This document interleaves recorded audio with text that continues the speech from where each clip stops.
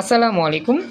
Quantum academic and admission প্ল্যাটফর্মের পক্ষ থেকে আমি মোহাম্মদ ইমরান স্যার তোমাদের সকলের সামনে উপস্থিত হয়েছি চমৎকার স্পেশাল সাধারণ গণিতের একটি ক্লাস উপহার নিয়ে।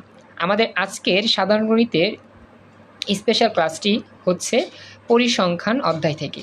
আর এই ক্লাসটি আমাদের নবম শ্রেণী, দশম শ্রেণী এবং এসএসসি পরীক্ষার্থী সবার জন্যই প্রযোজ্য। তো আজকে আমাদের পরিসংখ্যানের সুপার স্পেশাল ফার্স্ট লেকচার। আমাদের এই পরিসংখ্যান অধ্যায়ের থেকে প্রতি বছর বোর্ড পরীক্ষায় একটি প্রশ্ন এসে থাকে, একটি সৃজনশীল প্রশ্ন এসে থাকে। তো অবশ্যই পরিসংখ্যানটা সবচেয়ে সহজ এবং অবশ্যই প্রতি বছর প্রত্যেকটা স্টুডেন্টস, সায়েন্সের হোক, কমার্সের হোক, আর্টসের হোক, অবশ্যই পরিসংখ্যান থেকে উত্তরটা করে থাকে। কারণ পরিসংখ্যান থেকে উত্তর করা মানে হচ্ছে তার প্লাস পয়েন্ট। এখানে 10-এ 10 পাওয়া পানির মতো সহজ। তো আজকের আমাদের পরিসংখ্যানের ফার্স্ট লেকচারে আমরা এই অধ্যায়ের ইম্পর্টেন্ট টপিক থেকে আলোচনা শুরু করতেছি। তো সবাই স্ক্রিনে দেখতে পাচ্ছ, আমি সুন্দরভাবে তোমাদেরকে বোঝানোর জন্য হাতে কলমে ডিজাইন করে নোট করেছি। তো যারা এই মুহূর্তে আমাদের সাথে ক্লাসে জয়েন করছো তোমাদেরকে অনেক ধন্যবাদ। এবং তোমরা চেষ্টা করবা সারা বছর এইভাবেই, যতদিন আমি তোমাদেরকে পড়াইতে পারি ততদিন এভাবে রেগুলার ক্লাস করা এবং ক্লাস শেষে আমি যা বাড়ি কাজ দিই সেই বাড়ি কাজগুলো কমপ্লিট করা। এবং প্রত্যেক দিন তোমাদের যত রকম সমস্যা হবে, পার্সোনাল প্রবলেমগুলো, লেখাপড়া বিষয়ক সকল প্রবলেম আমার সাথে যে কোনো সময় শেয়ার করার চেষ্টা করবা। আর অবশ্যই মনে রাখবা, আমি তাদেরকে বেশি পছন্দ করি যারা নিয়মিত অ্যাক্টিভ থাকার চেষ্টা করে, নিয়মিত ক্লাস করার চেষ্টা করে, নিয়মিত প্রবলেম সলভ করার জন্য আমার সাথে যোগাযোগ করে। তো আমি তাদেরকে নিয়ে স্বপ্ন দেখি, তাদেরকে নিয়ে চেষ্টা করি সামনে বহুদূর এগিয়ে যাওয়ার জন্য। তো সবাইকে বলতেছি, একটু কষ্ট করে চেষ্টা করবা, যারা ক্লাসের রেকর্ড দেখতেছো জুম অ্যাপের মাধ্যমে প্রত্যেক দিন আমার এখানে স্পেশালভাবে সকল বিষয় ক্লাসে অংশ নেওয়ার চেষ্টা করবে ইনশাল্লাহ। তো আমাদের আজকের পরিসংখ্যানের ক্লাস দিয়ে আমাদের এই 9, 10 এবং এসএসসির যে চমৎকার স্বপ্ন দেখার জার্নি সেটা শুরু হচ্ছে। তো এখন থেকে আমরা চেষ্টা করব আমাদের এই ক্লাসগুলো প্রত্যেক দিন ডে বাই ডে সুন্দরভাবে গুছিয়ে তোমাদেরকে শেখানোর জন্য, যাতে করে তোমাদের অফলাইনের পড়ার পাশাপাশি অনলাইনেও একটা সাপোর্ট তোমরা পেয়ে যাও। এবং মনে রাখতে পারবা যে অফলাইনের পাশাপাশি অনলাইনেও এখন সুন্দরভাবে শেখা যাচ্ছে পানির মতো সহজে।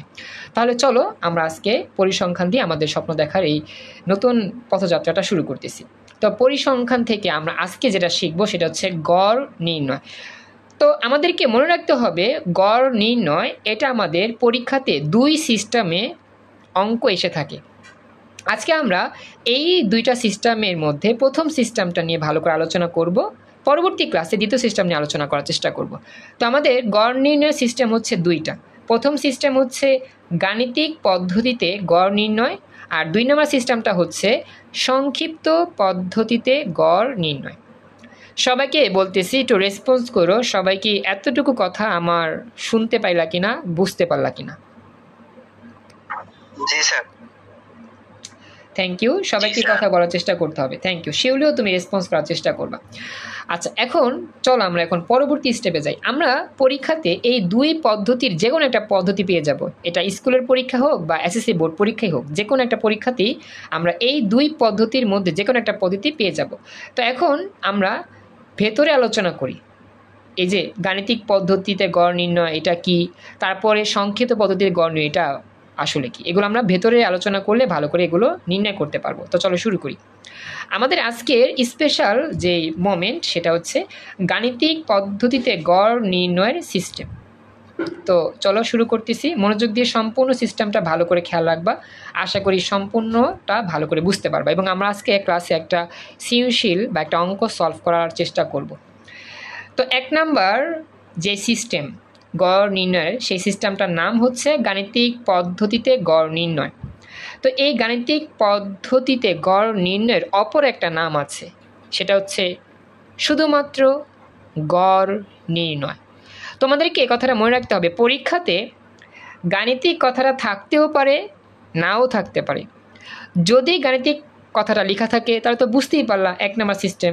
আর যদি গাণিতিক কথা না লেখা থাকে, শুধু লেখা থাকবে গড় নির্ণয় করো, একটা সারণী দেওয়া থাকবে, সেই সারণী থেকে বলবে গড় নির্ণয় করো। তাহলে মনে রাখবা যে শুধু গড় নির্ণয় করো এটা যে বিষয়, গাণিতিক পদ্ধতিতে গড় নির্ণয় একই বিষয়। অর্থাৎ এই 2টার যে কোনো একটা বললেই একই সিস্টেমে অঙ্কটা হবে, যেই সিস্টেমটা এখন আমরা শিখব। অর্থাৎ এই গাণিতিক পদ্ধতির অপর নামই হচ্ছে গড় নির্ণয়, শুধুমাত্র গড় নির্ণয় পদ্ধতি। সবাই কি কথাটা বুঝতে পারছো? মনে থাকবে? জি স্যার, মনে থাকবে। Thank you. তাহলে চলো এই গাণিতিক পদ্ধতিতে গড় নির্ণয়ের সিস্টেমটা আমরা ভালো করে খেয়াল রাখি। এটা হচ্ছে বেসিক ক্লাস, মনোযোগ দিতে হবে, মনোযোগ দিলে সম্পূর্ণ বুঝতে পারবা। মনোযোগ এদিক সেদিক চলে গেলে একটুও বুঝতে পারবা না। খুবই চমৎকার, এটা খুবই সহজ। চলো শুরু করি। আমাদের গাণিতিক পদ্ধতিতে গড় নির্ণয় করার জন্য চমৎকার এই সূত্রটা আমরা এখনই মুখস্থ করে ফেলি। চলো, আমাদের গাণিতিক পদ্ধতিতে গড় নির্ণয়ের সূত্র হচ্ছে এক্স, একটা দাগ দিব উপরে এক্স, এই যে এক্স লিখে একটা দাগ দিবা। এই এক্স লিখে দাগ দেওয়াই মানে হচ্ছে গড় নির্ণয় করতেছি। মনে থাকবে সবার, এক্সের উপর একটা দাগ মানে গড় নির্ণয় করতেছি, গড় নির্ণয় করতেছি সংক্ষেপে, সংক্ষেপে না, মানে গড় নির্ণয় করতেছি আর কি। কারণ এক্সের উপর একটা দাগ মানে গড় নির্ণয় করার চিহ্ন। সবাইকে কথাটা বুঝতে পারছো? এটা আমাকে জানাও, রেসপন্স করো, এটা মনে রাখতে হবে। আচ্ছা, এরপরে আমাদের এখানে সূত্রটা হচ্ছে সামেশন, এটাকে বলা হয় সামেশন। এই যে এই চিহ্নটার নাম হচ্ছে সামেশন, ডব্লিউর মতো দেখতে। Summation F I into X I divided by N. মুখস্থ করো। গাণিতিক পদ্ধতিতে গড় নির্ণয় বা গড় নির্ণয়ের সূত্র হচ্ছে এক্স, এটাকে আমরা আইসিটিতে যখন আমরা পড়ি বড় ক্লাসে তখন এটাকে বলি বার, এক্স বার বা এক্স নট। তো এরকম মনে রাখতে পারো যে এক্স বার আর কি। হ্যাঁ, তো X bar equal to summation F I X I by N, X bar equal to summation F I X I by N. এই হচ্ছে সূত্র। এই ছোট্ট সূত্র দিয়ে যে কোনো গড় নির্ণয় করা যায়, অর্থাৎ যে কোনো গাণিতিক পদ্ধতিতে গড় নির্ণয় করা যায়। এখন কথা হচ্ছে যে স্যার এই সূত্রটা আপনি পড়াইলেন, আমরাও পড়লাম, কিন্তু এগুলো আগামাথা কিছু বুঝতেছি না, এগুলো দিয়ে কী করবো আমরা? বা গাণিতিক পদ্ধতিতে গড় নির্ণয়ের মেন বিষয়টা কীভাবে নির্ণয় করতে হবে সেটা শিখান। সূত্র তো আমরা সবে মুখস্থ করি, কিন্তু সূত্রের প্রতিটা রাশিমালা কেমনে বের করতে হয় সেটা যদি আপনাদের না দেখান তাহলে আমরা তো বুঝতে পারবো না কীভাবে অঙ্কগুলো করতে হয়। তো এই মুহূর্তে আমরা এই সূত্রের সম্পূর্ণ রাশির ব্যাখ্যায় আসতেছি, যে এইটার মানে কি, ওটার মানে কি, এটা দিয়ে কী করতে, ওটা দিয়ে কী করতে হয়, কেমনে কী করতে হয়, মানে গাণিতিক পদ্ধতিতে গড় নির্ণয় করতে যা যা প্রয়োজন সেই বিষয়গুলো এখন আমরা ধাপে ধাপে ধাপে ধাপে শিখব। তাহলে এই সম্পূর্ণ সূত্রটা পানির মতো সহজ হয়ে যাবে। কথা কি বুঝতে পারছো? ওকে, তাহলে চলো আমরা এখন সেই সিস্টেমটা ফলো করি। তো আমরা শুরু করতেছি। আমাদের এই গড় নির্ণয় করতে যা যা প্রয়োজন, একটা প্রশ্ন তোমাদের সামনে দিয়ে দিয়েছে, বললো গড় নির্ণয় করো অথবা গাণিতিক পদ্ধতিতে গড় নির্ণয় করো। এখন তোমার মাথার মধ্যে চিন্তা করতে হবে যে একটা গড় নির্ণয় করতে গেলে কী কী লাগে, কী কী প্রয়োজন, এই রাশিগুলো ছাড়া গাণিতিক গড় বের করা যায় না। তো চলো আমরা এই বিষয়গুলো এখন শিখি, যে আমাদের গড় নির্ণয় করতে বা গাণিতিক গড় নির্ণয় করতে কোন কোন রাশি প্রয়োজন বা কি কি থাকা প্রয়োজন। আমরা জানি, আমরা যদি একটা বিরিয়ানি চিন্তা করি, বিরিয়ানি খাবো, সাপোজ ফ্রেন্ডসরা মিলে একটা বিরিয়ানি পার্টি করতে যাচ্ছি। তো বিরিয়ানি পার্টি করতে গেলে কি লাগে? বিরিয়ানির জন্য চাল লাগে, পোলাওর চাল লাগে বা ভালো মানের হচ্ছে আমাদের চাল লাগে আর কি। তারপর হচ্ছে মশলা লাগে, তারপর হচ্ছে গোস্ত লাগে, তারপর হচ্ছে আরও অনেক রকম আইটেম লাগে। তো এই সব কিছু আইটেমের মাধ্যমে কিন্তু একটা সুস্বাদু কী হয়, বিরিয়ানি পাওয়া যায়। আর সেই বিরিয়ানি খেয়ে আমরা কী করি, তৃপ্তি পাই। তো আমাদের বিরিয়ানির মতো আমাদের এই গাণিতিক গড় বা গড় নির্ণয়ের সিস্টেমটা, অর্থাৎ আমরা যদি একটা সুস্বাদু বিরিয়ানি খেতে চাই তাহলে আমাদের সুস্বাদু সব কিছু নিয়ে আসতে হবে, ভালো ভালো আইটেম নিয়ে কাজ করতে হবে।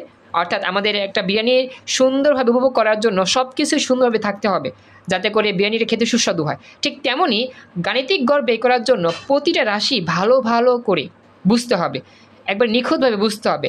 তাহলেই এই গড় নির্ণয় পদ্ধতিটা বিরিয়ানির মতো আমাদের কাছে মজা লাগবে। কথা কি বুঝছো যা বলছি?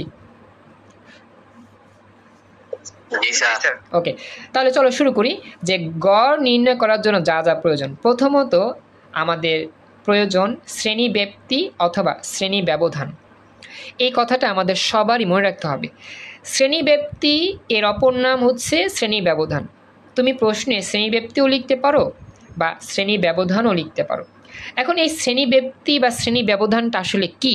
আমি একটা ছোট্ট উদাহরণ দিয়েছি। মনে করো লেখা আছে 10 থেকে 20, এরকমভাবে লেখা থাকতে পারে।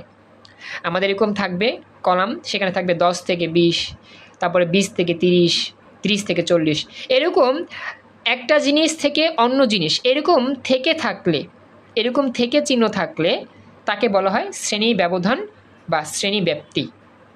আমার কথা কি বুঝতে পারছো? জি স্যার। আচ্ছা, এখন এই শ্রেণী ব্যাপ্তি সবসময় প্রশ্নে দেওয়া থাকে, কিন্তু এমন কিছু কিছু আমাদের প্রশ্ন আছে যেগুলো থেকে বের করতে হয়। তো আমাদের এখানে মনে রাখতে হবে যে এই শ্রেণী ব্যাপ্তি বা শ্রেণী ব্যবধান, থ্যাংক ইউ শুরু রেসপন্স করছো, এই শ্রেণী ব্যাপ্তি বা শ্রেণী ব্যবধান প্রশ্নে দেওয়া থাকে, কিন্তু মাঝে মধ্যে এটা নির্ণয় করতে হয়। খেয়াল রাখবা, শ্রেণী ব্যাপ্তি বা শ্রেণী ব্যবধান প্রশ্নে সবসময় কি থাকে? দেওয়া থাকে। আমি একটু হাইলাইট করতেছি বিষয়টা, খেয়াল রাখো। শ্রেণী ব্যাপ্তি বা শ্রেণী ব্যবধান প্রশ্নে সবসময় দেওয়া থাকে, কিন্তু মাঝে মধ্যে এটা বের করতে হয়। সেই মাঝে মধ্যে অঙ্কগুলো আসে, আমরা দেখব, এটা এক্সেপশন। যেহেতু ম্যাক্সিমাম ক্ষেত্রে এগুলো দিয়ে দেয়, আমরা ম্যাক্সিমাম কিছু প্রশ্ন দিয়ে সলভ করার চেষ্টা করব। এই হচ্ছে আমাদের সিস্টেম। মনে রাখবা যে কোন রাশি প্রশ্নে দেওয়া থাকে আর কোন রাশি বের করতে হয়। তো সবার এই কথাটা কি মনে থাকবে? প্রশ্নে এটা দেওয়া থাকবে ম্যাক্সিমাম ক্ষেত্রে, মাঝে মাঝে নির্ণয় করব। আচ্ছা, কার কোনো প্রশ্ন আছে এখানে? থাকলে বলতে পারো। না স্যার। Okay, thank you. তাহলে চলো এখন আমরা নেক্সট পরবর্তী অংশে যাই। এটা আমাদের 1 নাম্বার আইটেম শেষ। তো এখন আমাদের 2 নাম্বার আইটেম কি? গড় নির্ণয় করতে 2 নাম্বার আইটেমটা যা প্রয়োজন সেটা হচ্ছে শ্রেণী মধ্যমান। খুবই ইম্পর্টেন্ট, খেয়াল রাখবা। আমাদের গড় নির্ণয় করতে শ্রেণী মধ্যমান বের করতে হবে, এটা কখনোই প্রশ্নে দেওয়া থাকবে না। শ্রেণী মধ্যমানকে আমরা শুধু মধ্যমানও ডাকি। তো শ্রেণী মধ্যমানকে xi দিয়ে প্রকাশ করা হয়। এইবার দেখো বাচ্চারা, এই যে দেখো, সূত্রের মধ্যে কিন্তু xi বলে একটা টার্ম ছিল। এই xi মানে কি? এই xi মানে হচ্ছে মধ্যমান বা শ্রেণী মধ্যমান। কথাটা মনে থাকবে সবার? জি স্যার। আচ্ছা, তো এখন কথা হচ্ছে এই শ্রেণী মধ্যমানটা আমরা বের করব কিভাবে? চলো একটা উদাহরণ দিই। মনে করো লেখা আছে শ্রেণী ব্যাপ্তি 10 থেকে 20। আমাদের শ্রেণী মধ্যমান সবসময় শ্রেণী ব্যাপ্তি বা শ্রেণী ব্যবধান থেকে বের করা যায়। কিভাবে বের করা যায়? এই যে আমাদের শ্রেণী ব্যাপ্তি বা শ্রেণী ব্যবধানের মধ্যে যেই সংখ্যা দুইটা লেখা থাকবে, সেই সংখ্যা দুটাকে যোগ করবা। অর্থাৎ লেখা আছে এদিকে 10, এদিকে 20, তো যোগ করবা 10 যোগ 20, এরপরে 2 দা ভাগ করবা সব সময়। এটা সূত্রের নিয়ম। যে কোনো একটা শ্রেণী ব্যাপ্তি বা শ্রেণী ব্যবধানের মধ্যমান বের করার নিয়ম, সেই শ্রেণী ব্যক্তির যেই দুইটা সংখ্যা থাকবে সেই দুইটা সংখ্যাকে যোগ করে সবসময় 2 দা ভাগ করব। তাহলে যে ফলাফল পাবো সেই ফলাফলই হবে ওই শ্রেণী ব্যক্তির মধ্যমান। কথা কি বুঝতে পারছো সবাই? জি স্যার। আচ্ছা, থ্যাংক ইউ। সবাইকে রেসপন্স করতে হবে এভাবে। যেমন দেখো, আমাদের শ্রেণীব্যাপ্তি ছিল 10 থেকে 20। এই 10 থেকে 20 শ্রেণীব্যাপ্তিটাকে আমরা যোগ করলাম, 10 যোগ 20 2 দা ভাগ করলাম, তাহলে আমাদের ফলাফল আসে 15। এই 15ই হচ্ছে 10 থেকে 20 এই শ্রেণী ব্যাপ্তির মধ্যমানের মান। এটা আমাদের এই যে কলামে লিখতে হবে, আমরা যখন লিখবো তখন দেখবো এগুলা। কিন্তু সবসময় যে 10 থেকে 20 থাকবে এমনটি কথা নয়, অনেকগুলো থাকবে। যা সেটা উদাহরণ দিয়ে বুঝালাম যে একটা শ্রেণী ব্যাপ্তি থেকে কিভাবে শ্রেণী মধ্যমান বের করতে হয়। ইউসুফ, সামির তো রেসপন্স করতেছো, সন্দীপ, শিউলি রেসপন্স করো। তোমরা এতটুকু বুঝতে পারলা কিনা? খুবই ইম্পর্টেন্ট আলোচনাগুলো, বুঝতে হবে, রেসপন্স করতে হবে। জি স্যার, বুঝছি। আচ্ছা, থ্যাংক ইউ। আচ্ছা শিউলি আরেকবার বলি, একটু মনোযোগ দিও। শ্রেণী ব্যাপ্তি তো দেওয়া থাকবে প্রশ্নে, শ্রেণী ব্যাপ্তি থেকে শ্রেণী ব্যবধান শ্রেণী মধ্যমান বা মধ্যমান বের করবা। নিয়মটা হচ্ছে যেই সংখ্যাগুলো দেওয়া থাকবে সেই সংখ্যাগুলোকে যোগ করবা। যেমন 10 আর 20 এগুলো আমরা যোগ করলাম, যোগ করে সবসময় 2 দা ভাগ করবা। যদি থাকতো 20 30, তে লিখতা 20 যোগ 30 ভাগ 2। যদি থাকতো 40 থেকে 50, তাহলে কী করতা 40 যোগ 50 ভাগ 2। এভাবে যতগুলো সংখ্যা থাকবে প্রতিটা সংখ্যা মানে 2টা সংখ্যা যোগ করে তারপর 2 দা ভাগ করলে হবে। থ্যাংক ইউ রেসপন্স করার জন্য। আচ্ছা, এরপরে নেক্সট পরবর্তী। হ্যাঁ, ওই যে শিউলি একটু বুঝতে সমস্যা হয়েছিল, নেট সমস্যা কেন হতে পারে এই জন্য আমরা বললাম। 2 নাম্বার আইটেম শেষ, এবার 3 নাম্বার আইটেম। 3 নাম্বার আইটেমটা হচ্ছে গণসংখ্যা। মনে রাখবা বাচ্চারা, এই গণসংখ্যাটাকে FI দিয়ে প্রকাশ করা হয়, মুখস্থ করো। এইবার দেখো, এই যে আমাদের এখানে কিন্তু প্রশ্নের মধ্যে FI বলে একটা টার্ম ছিল, আর এই FI এর নামটাই কি আমরা এখন চিনতে পারলাম? গণসংখ্যা। এইভাবে আমাদের প্রতিটা রাশি বুঝতে হবে। FI মানে কি? গণসংখ্যা।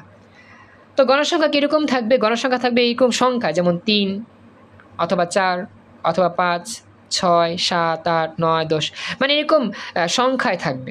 এরকম সংখ্যায় আমাদের একটা সারণী থাকবে, সেই সংখ্যাগুলোই হবে গণসংখ্যা। কিন্তু গণসংখ্যা এরকম থেকে থেকে থাকবে না, একটা সিঙ্গেল সংখ্যা থাকবে, সাপোজ 3, 4 অথবা 15, 20 এরকম থাকবে। তো যেই সারণীতে আমাদের এরকম সিঙ্গেল সংখ্যাগুলো থাকে, কোনো থেকে থেকে পাওয়া যায় না, তাকেই বলা হয় গণসংখ্যা, যেটাকে আমরা FI দিয়ে প্রকাশ করে থাকি। কথা কি বুঝতে পারছো? এটা আমাকে জানাও সবাই। জি স্যার, বুঝতে পারছি। ওকে, তো এই গণসংখ্যা FI এর মানগুলো সবসময় প্রশ্নে দেওয়া থাকে, ম্যাক্সিমাম ক্ষেত্রেই প্রশ্নে দেওয়া থাকে, কিন্তু মাঝে মধ্যে এটাও নির্ণয় করতে হয়। তো সবাইকে একটু বলতেছি, আমাদের আজান হচ্ছে, এশার আজান। আমরা এশার আজান একটু ব্রেক নিই, 1 মিনিট 1.5 মিনিট। তুমি একটু থাকো এখানে, চলে যেও না, আমি আসি এখানে।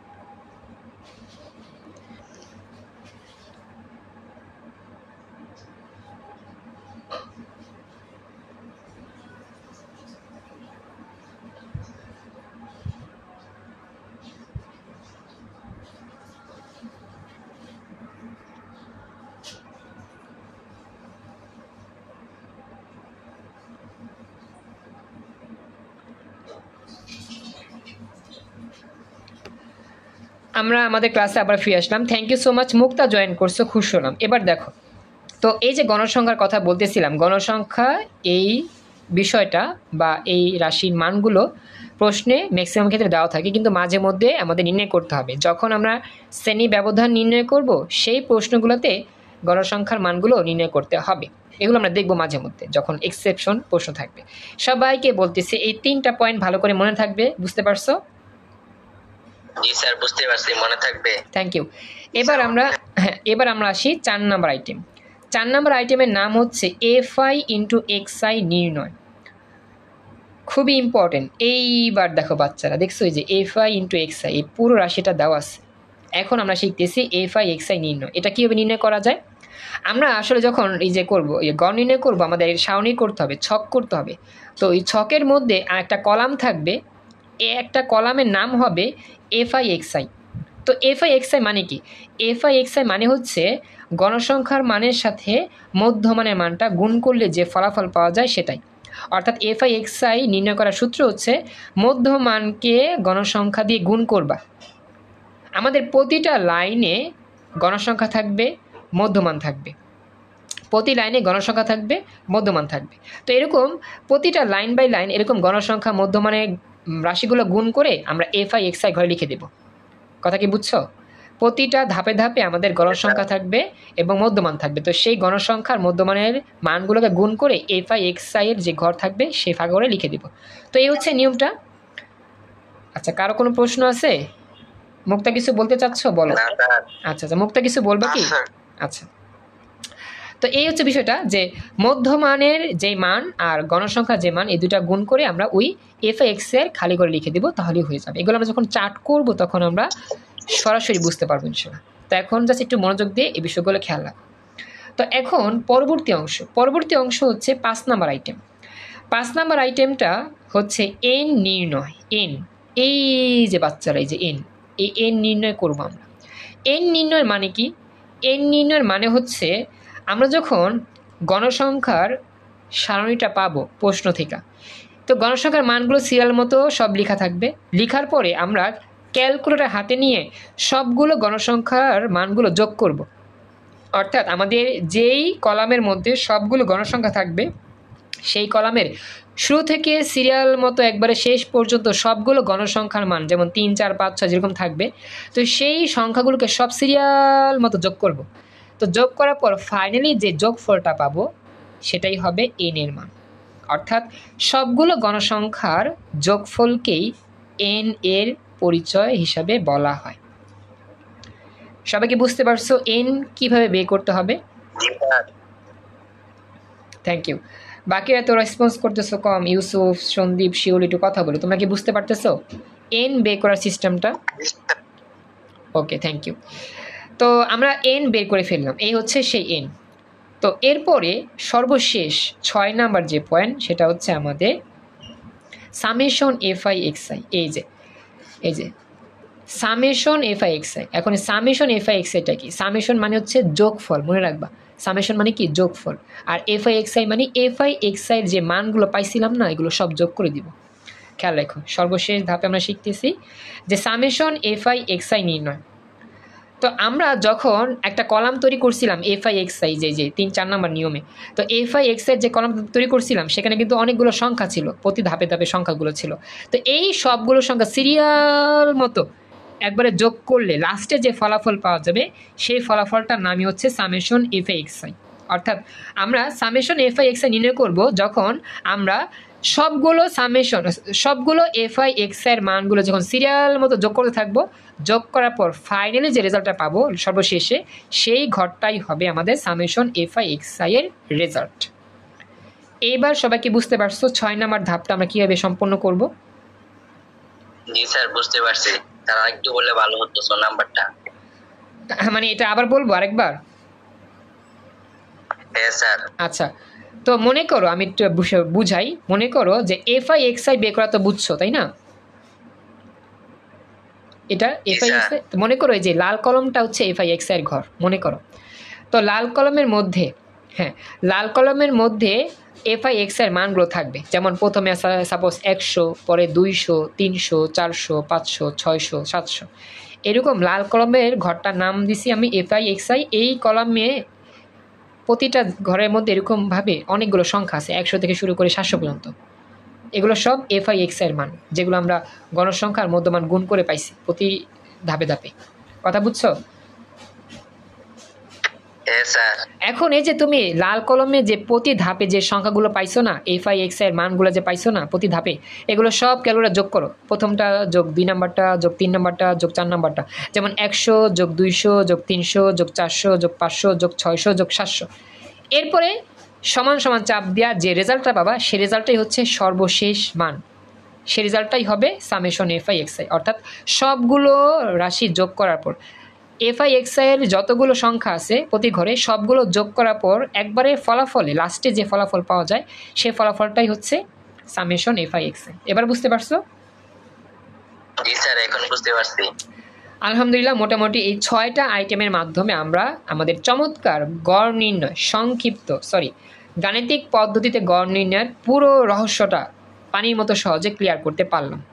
তো আমি সবাইকে বলতেছি, সামি মাশাআল্লাহ ভালো রেসপন্স করছো, ইউসুফ আলী, সন্দীপ, শিউলি, তোমরা কি 6টা আইটেমের মাধ্যমে বারবার সংক্ষিপ্ত চলে আসছে, গাণিতিক পদ্ধতিতে গড় নির্ণয়ের পুরো সিস্টেমটা পানির মতো সহজে বুঝতে পারছো কিনা আমি তোমাকে জানো? জি স্যার। আলহামদুলিল্লাহ, খুশি হলাম। তারপর হচ্ছে শিউলি রেসপন্স করো, আর ইউসুফ আলী রেসপন্স করো। তোমরা ভয়েসে কথা বলতে পারলে সুবিধা হতো বেশি, আমি তাতেই উত্তরটা পাইতাম। ওকে, শিউলি বলছো, খুশি হলাম, থ্যাংক ইউ। তো সবাইকে বলতেছি, আমাদের আজকের এই ফার্স্ট লেকচারে আমরা যতটুকু পড়ছি এই নোটটুকু কষ্ট করে আজকের মতো আমাদের এখানেই ক্লাসটা রাখতে হচ্ছে। সময় আমাদের স্বল্প, এই জন্য আমরা বেশি দূর এগোতে পারতেছি না আজকে, কিছু মনে করো না। থ্যাংক ইউ ইউসুফ আলী বলছো, খুশি হলাম। তো তোমাদের বাড়ির কাজ যা থাকবে সেটা হচ্ছে এই যে নোটটা দিয়ে তোমাদের পড়াইছি, এখানে যা যা লিখছি, যেভাবে আমি মার্ক করছি, যেভাবে আমি সাজাইছি, তোমরা ঠিক সেইভাবে তোমার নোট খাতা এটা তুলবা, আগামীকাল আমাকে জমা দিবা। এটা হচ্ছে স্পেশাল বাড়ির কাজ। ইনশাল্লাহ আমরা আগামী ক্লাসে এই যে শিখছি এই স্পেশাল। হ্যাঁ বলো, আমি কিছু বলতেছো? স্যার কিভাবে তুলবো স্যার? আমি তো কিছু খাতার মধ্যে লিখছি না। আচ্ছা, আমি ছবি তুলে দিব, এই ছবিটা গ্রুপে পেয়ে যাবা, সেখান থেকে দেখে দেখে লিখবা, বাসায় বসে বসে লিখবা, ঠিক আছে? আচ্ছা, তো এই হচ্ছে তোমাদের কাজ। একটা সারণী দিলে ভালো হতো, দুঃখিত আজকে সময় স্বল্পতার জন্য আমি সারণী দেখাতে পারতেছি না। ইনশাল্লাহ আমরা আগামীকাল যা যা পড়ছি আমরা প্র্যাকটিস করব, সারণী দেখে আমরা সুন্দরভাবে সৃজনশীল প্র্যাকটিস করব, অঙ্ক প্র্যাকটিস করবো ইনশাল্লাহ। আলহামদুলিল্লাহ, খুশি হলাম সবাই জয়েন করছো। যারা একটু ক্লাস দেখতেছো সবাই নিয়মিত সরাসরি ক্লাস করো, আর ক্লাসগুলো ইউটিউব থেকে দেখে নিও। সরাসরি ক্লাস করতে পারলে অনেক উপকার হবে। সকল ফ্রেন্ডদেরকে সবাই বেশি বেশি নিয়ে এসো, দোয়া করি সবাইকে নিয়ে একসাথে স্বপ্ন দেখবেন ইনশাল্লাহ এখন থেকে। তো রিকোয়েস্ট করতেছি, চেষ্টা করো সবাই নিয়মিতভাবে ক্লাস করতে, সকল ফ্রেন্ডদেরকে নিয়ে আসতে, এবং আমরা একসাথে স্বপ্ন দেখার চেষ্টা করবো ইনশাল্লাহ। তো আজকের মতো আমাদের চমৎকার, হ্যাঁ কিছু বলতেছো শামির, বলো। না স্যার কিছু বলছি না স্যার, আপনিও ভালো থাকবেন স্যার, ভালো লাগে আপনার কাজগুলো। ওকে, থ্যাংক ইউ সো মাচ, তোমাদের রেসপন্স পেয়ে খুশি হলাম। হ্যাঁ আর কি কিছু বলবা, বলো। স্যার আজকে কি ক্লাস হবে সায়েন্সের? হ্যাঁ আজকে রাত 9:20 সায়েন্সের পদার্থ ক্লাস হবে ইনশাল্লাহ। হ্যাঁ আচ্ছা, তো সবাইকে বলতেছি আমাদের আজকের মতো এই পরিসংখ্যানের চমৎকার যে প্রথম লেকচার এখানেই কমপ্লিট। সবাই পরবর্তী ক্লাসের জন্য অপেক্ষা থাকো আর নিয়মিত ক্লাস করার চেষ্টা করো। আসসালামু আলাইকুম, আল্লাহ হাফেজ।